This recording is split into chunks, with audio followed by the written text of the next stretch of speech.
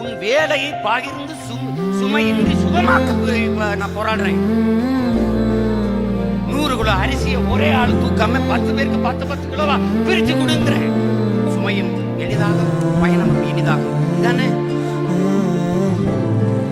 அதை புரிஞ்சுக்கிறாம நான் என்ன வேலை செய்யறேன்னு உங்களுக்கு கடத்த முடியலன்னா உங்களை நான் தோத்துறதா சொல்லிட்டு கிடக்கு.